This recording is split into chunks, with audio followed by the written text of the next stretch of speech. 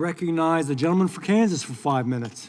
Thank you, Mr. Chairman. I appreciate it. I do want to give the witnesses a heads up. I do intend to ask them questions over the course of this 5 minutes.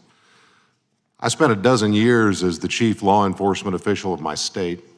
I've never claimed to be a cop, not a certified officer, but I had the privilege of serving as our state attorney general. I've had a lot of conversations with law enforcement officers all over the state of Kansas, local cops, elected local officers and sheriffs, cops that worked directly for me under our supervision, cops that worked in local agencies, and all sorts of federal law enforcement officers, as well as federal prosecutors who operated in our jurisdiction.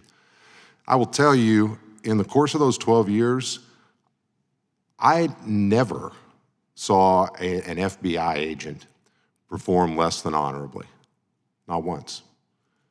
And I never recall a single time in those rooms. Now, if I'd go down the street to the political party meetings, I'd hear conversations like we heard some today and we've heard a lot over the last 4 years. I'd hear all that all the time. If I turned on the television, I'd see it all the time. I never heard it among cops working a case.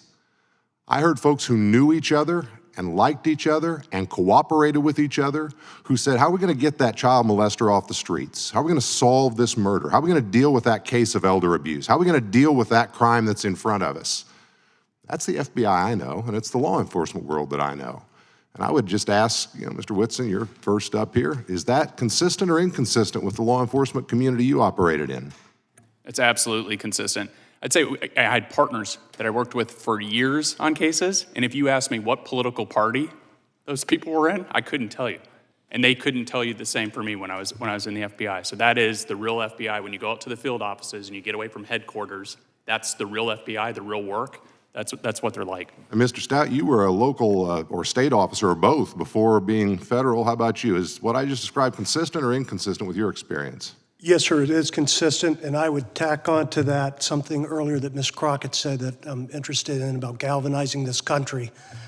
What will bring us all together?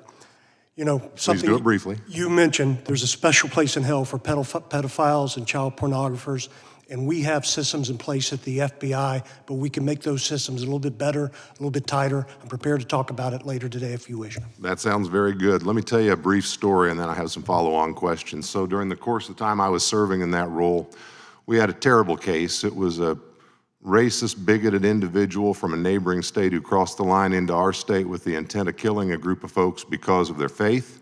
He went to a religious institution, he shot the place up, he killed, as I recall, 3 people. He was immediately apprehended. He has since died in prison. But there was, at the moment that happened, there was a motivated federal and state through the local authorities response. A lot of folks on the scene, everybody trying to figure out how do we secure this thing, how do we fix it? And then there was a professional discussion, who's gonna go first in the prosecution, because you had a state murder and you had federal hate crimes, as well as some other federal crimes perhaps. And man, the press loved it. I mean, every day there was a headline about this dispute between the district attorney and the United States attorney and the local cops and the federal cops and who's gonna go first. And finally it was decided the state would go first, and the district attorney announced it was filing capital murder charges with a notice of intent to seek the death penalty under our state law. And in the same article where the local press reported that, they then in the next paragraph said, and next, there'll be a decision on a federal prosecution where the penalties may be stiffer. Think about that. Think about that. I offer the story up for this reason.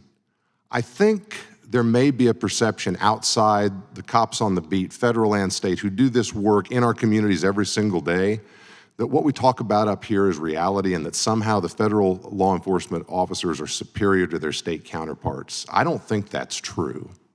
I don't think it's close to true. And I don't think what we're hearing today and heard the last 4 years reflects what really happens with the vast, vast majority of the federal and state cops on the beat. And I guess I would just ask this, Mr. Whitson, you suggested we ought to move the FBI out of Washington, D.C., and the current director has already made some moves to that effect. Talk to me in my remaining time about how you think that might affect our ability to get this narrative back on track so it's the cops on the beat keeping our communities safe that drives it instead of all this political circus in this town that drives it. Well, briefly, just right now, almost a third of all FBI employees are stationed in the DC area. The crime that's taking place across America is not all happening in the DC area. It's happening everywhere in pockets all over the country, Kansas, every member's district. And so moving the FBI out of DC and back into the field office is gonna help that. But it's also cheaper. DC is an expensive area. I don't need to tell anyone that, right? Moving the headquarters to a lower cost area is not only cheaper for the federal government and the American taxpayer, but it's also cheaper for the workers. For the federal employees that have to commute every day to the office, if it's in a place that's a better quality of living, an easier commute, that's better.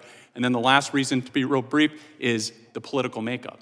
And so my colleague at FGA, Hayden Du Bois, did a paper on this to look at federal senior executive employees, what is the political makeup? And across the country, they lean heavily Democrat by 30, but in DC, it goes up to 40.